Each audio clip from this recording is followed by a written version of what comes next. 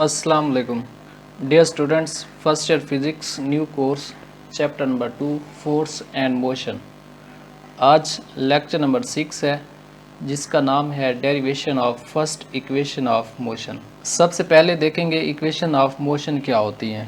Equations of motion are used to describe the motion of an object in terms of 3 kinematic variables velocity, position and time. Equation of motion में किसी object की motion को 3 kinematic variables की form में define किया जाता है, जिनमें से एक वेलोसिटी है, दूसरे पोजीशन और थर्ड पे है time. There are 3 ways to pair this variable: velocity time, position time and velocity position. These are called first equation, second equation and third equation of the body। हमने कहा equation of motion किसी object के kinematic state को explain करती है। अब उसके अंदर इन 3 वेरिएबल्स में जो वेलोसिटी, पोजीशन और टाइम है, इनको 3 तरीकों से पेयर किया गया। फर्स्ट पेयर है वेलोसिटी और टाइम का, सेकंड है पोजीशन और टाइम का और थर्ड पेयर है वेलोसिटी और पोजीशन का। अब इनको अगर आप वेलोसिटी और टाइम को रिलेट करेंगे तो ये कहलाएगा फर्स्ट इक्वेशन ऑफ मोशन। अगर आप पोजीशन और टाइम को रिलेट करेंगे तो ये कहलाएगा सेकंड इक्वेशन ऑफ मोशन। और इसी तरह अगर आप वेलोसिटी और पोजीशन का पेयर लेंगे तो ये कहलाएगा थर्ड इक्वेशन ऑफ मोशन। एक चीज़ याद रखिएगा, these equations can be applied to objects that are moving in a straight line with constant और यूनिफॉर्म एक्सलेरेशन। ये इक्वेशंस वहाँ पे इस्तेमाल की जाती हैं उन ऑब्जेक्ट्स के ऊपर जो एक तो स्ट्रेट लाइन में मूव कर रहे हों, दूसरा उनके पास जो एक्सलेरेशन है वो कांस्टेंट या फिर यूनिफॉर्म होना चाहिए। वेरिएबल एक्सलेरेशन के ऊपर आप इन इक्वेशंस को अप्लाई नहीं कर सकते। अब क्योंकि ये कांस्टेंट एक्सलेरेशन के ऑब्जेक्ट्स के ऊपर अप्लाई होती हैं, इसीलिए इन इक्वेशन को equations of uniformly accelerated motion भी कहा जाता है। आज के लेक्चर में हम डिस्कस करेंगे just first equation of motion, उसके बाद नेक्स्ट लेक्चर में सेकंड, फिर उससे नेक्स्ट थर्ड इक्वेशन पढ़ेंगे। फर्स्ट इक्वेशन ऑफ मोशन क्या है? Derivation of first equation of motion. Suppose a body is moving with uniform acceleration along a straight line with initial velocity vi। फर्ज करें यहाँ पे एक बॉडी है जो इनिशियल वेलोसिटी vi से एक स्ट्रेट लाइन में मूव कर रहा है। Let its velocity changes from vi to vf in time interval t। अब मान लें कि यहाँ से इधर तक जाते हुए इसने टाइम लिया t और इस दौरान में इसकी वेलोसिटी चेंज होके बन गई vf। अब आप देखिए, क्योंकि टाइम के लिहाज से इसकी वेलोसिटी में चेंज आ रहा है और variation of velocity with respect to time ये एक्सलेरेशन कहलाता है।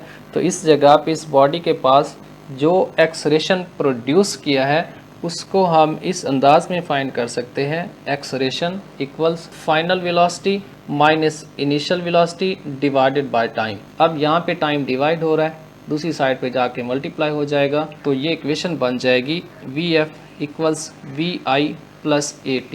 हमने t को दूसरी तरफ मल्टीप्लाई भी कर दिया और इक्वेशन को अरेंज भी कर दिया। इस इक्वेशन का नाम है फर्स्ट इक्वेशन ऑफ मोशन। अब ये first equation of motion relate करती है final velocity gained by a body with the initial velocity and time interval. ये इक्वेशन इस बॉडी की फाइनल वेलोसिटी, इनिशियल वेलोसिटी और टाइम, इन 3 चीज़ों को आपस में रिलेट करती है। अब ये था derivation of first equation of motion.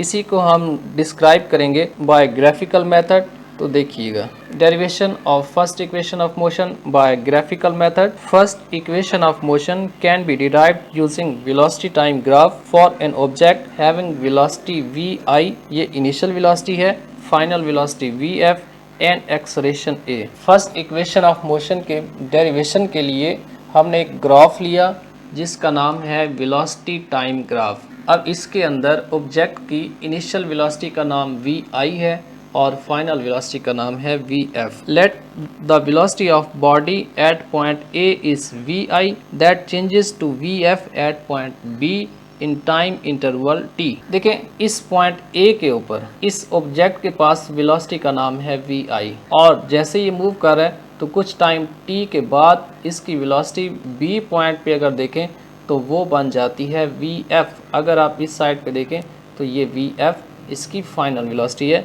जो बी पॉइंट के ऊपर है। अब इसको डिराइव करने के लिए एक परपेंडिकुलर बी डी ड्रॉ किया गया from B on the x-axis. A perpendicular BD is drawn from B to the x-axis.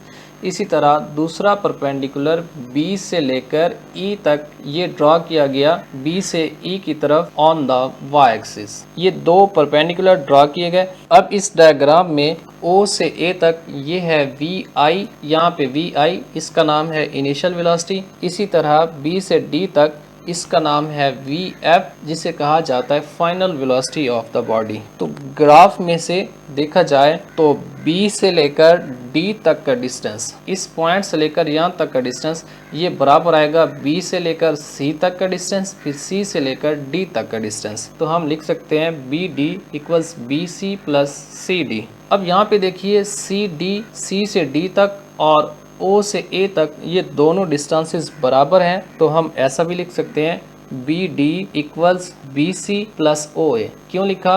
क्योंकि O से लेकर A तक डिस्टेंस ये C से लेकर D तक के डिस्टेंस के बराबर है। अब B से D तक ये है VF के बराबर, यहाँ पे हमने देखा ये ऊपर भी लिखा हुआ है, और इसी तरह O से A तक ये है VI के इक्वल। इनकी वैल्यूज पुट करेंगे तो ये बनेगा VF equals BC plus VI। इसका नाम है इक्वेशन नंबर 1। अब यहाँ पे हमने BC की वैल्यू को डिटरमिन करना है। The value of BC is determined by taking slope of line AB which is equal to acceleration A। BC की वैल्यू हमें मिलेगी इस लाइन के स्लोप से, और इस लाइन का स्लोप एक्सलेरेशन के बराबर है। स्लोप कैसे लिया जाता है? स्लोप लेने के लिए परपेंडिकुलर और हॉरिजॉन्टल इन दोनों साइड्स को डिवाइड करना होता है। तो ये बन गया एक्सलेरेशन इक्वल्स परपेंडिकुलर पे BC है और हॉरिजॉन्टल पे है AC। तो हमने लिखा acceleration equals BC divided by AC। अब आप देखिए A से लेकर C तक ये डिस्टेंस T के बराबर है, तो AC की वैल्यू यहाँ पे पुट करेंगे तो ये बन जाएगा A equals BC divided by T। T कैसे आया? क्योंकि AC T के इक्वल है, तो यहाँ पे T डिवाइड हो रहा है, दूसरी साइड पे जाके मल्टीप्लाई होगा, तो इक्वेशन बन जाएगी BC इक्वल्स AT। अब इसको हम पुट करेंगे इक्वेशन 1 में जो हमने पीछे पढ़ी, उसमें पुट करने पर ये बन जाएगा VF equals AT plus VI। क्योंकि इक्वेशन थी VF equals BC plus VI, तो BC की जगह पे हमने AT पुट कर दिया। अब इस इक्वेशन को अरेंज करेंगे तो ये बनेगा VF equals VI plus AT। This is first equation of motion. ये था हमारा आज का लेक्चर। नेक्स्ट लेक्चर 8 में हम डिस्कस करेंगे derivation of second equation of motion. Gravity sphere के प्लेटफॉर्म से हमने फर्स्ट ईयर क्लासेस का आगाज़ किया है। अगर आप हमारे प्लेटफॉर्म से लर्न करना चाहते हैं तो हमारी वेबसाइट का लिंक है thegravitisphere.com, आप यहाँ से इनरोल कर सकते हैं। उसके बाद हमारा व्हाट्सअप नंबर है, आप यहाँ से भी हमारे साथ कांटेक्ट कर सकते हैं। उसके बाद ग्रेविटी स्फीयर के नाम से हमारा फेसबुक पेज है, आप इसको फॉलो कीजिएगा, और द ग्रेविटी स्फीयर के नाम से हमारा यूट्यूब चैनल है, आप इसको सब्सक्राइब कीजिएगा ताकि हमारे आने वाले तमाम लेक्चर्स आप तक पहुँचते रहें। Thank you. अल्लाह हाफिज़।